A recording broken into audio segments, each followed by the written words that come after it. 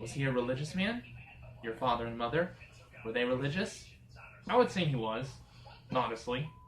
My mother, a little beyond modestly. You guys are Protestant, right? Presbyterian. My father was religious, but it was not the number one thought in his life. But he had a belief in religion, and a belief in God. And your mom? Maybe a little bit more so. Did they get you to say your prayers when you were a little kid? My mother did. Come to think of it, my mother did. That's right. Did you go to church? Yeah. First Presbyterian Church in Jamaica, Queens. Every Sunday? Nope, not every Sunday. But I went to Sunday school, actually. You did? Yeah. We went there on Saturday. But I would not go to church every Sunday. So you were a secular family then. We were a Protestant family. But we did not go to church every weekend. The Trump family also was not very political. It is the summer of 1963, and President John F. Kennedy is presiding over Camelot. In Jamaica Estates, Donald Trump has just finished his junior year in high school and is home for the summer, soaking up his father's success in business. His older siblings are now out of the house, leaving only Donald, Robert, and their parents. Because JFK was such an icon, I wanted to discuss him with President Trump. I didn't get far. Don't be surprised. You can't get too far with me. So, Kennedy, because my mother's people came from a line of Kennedys, was big in my house. Was he big in yours? Nope, he was not big. Respected, but not big. It wasn't a topic that would be discussed much. Not because my parents didn't like him, but because he just wasn't a frontline conversation. Back then, the threat of nuclear war was big news. In my school, the kids had to go under their desk in drills. We all knew about the Cuban Missile Crisis. Did that touch your family? It was a huge event, but I don't think even that event radiated with my family as much as it probably should have. From what I can gather, and to be completely fair, it seems that the Trump home was largely devoid of politics. It was all business. Fred's booming real estate business. Besides sports, that's what Donald Trump was drawn to as a young man. Yes, I was. I love business. He loved his father and mother, but lived independently at military school, where he competed and largely succeeded, gaining approval from his father. That was important to me. Politics, religion, and current events were not frontline topics at home, but Fred Trump did do one consistent thing in the house. He and his wife watched the news. The TV was always on.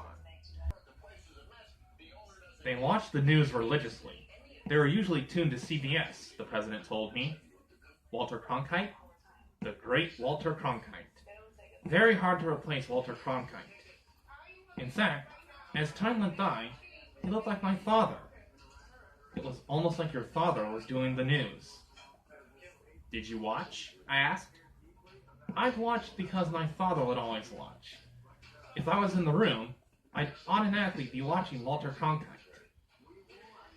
But for you, sports was bigger than news.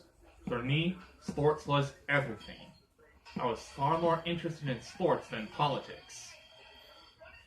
Quietly, the 17-year-old was also absorbing his father's work ethic, even if it wasn't being openly discussed. Fred Trump worked hard for the money, but lived rather modestly. Donald's older brother,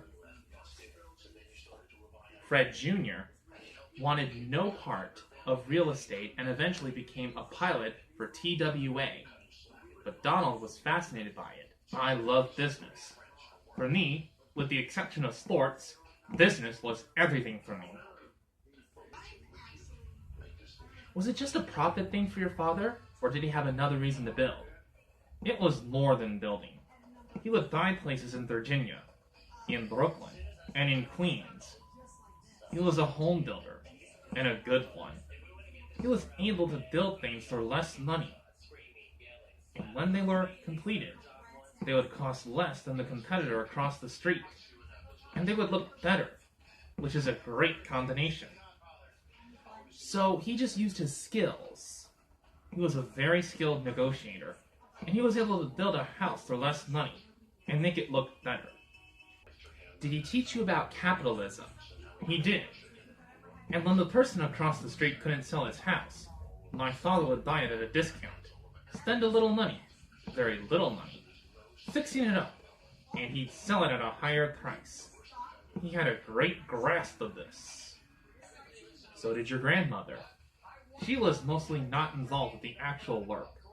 My father was 14 years old when he started, unbelievably young, and he had to work to put his brother through MIT. His brother was a great student, Dr. John Trump. So he had to have my grandmother be involved with the company because he wasn't old enough to sign the checks. So capitalism was basically rooted in your upbringing. I think so, yeah. And you became a very successful capitalist. Yeah. Not because my father really wanted that, but because it was like that's all I got to see. And so, it was that Donald Trump knew at a young age where his destiny would lie. In the brutally competitive real estate world of New York City. There's nothing like it, I'll tell you that much. But first, he had to deal with college, the looming war in Vietnam, and changing race relations in America. Very competitive. And that's what I love. Competition. The last situation is still an issue for him as he sits in the White House. I am not a racist. I know you're not, sir.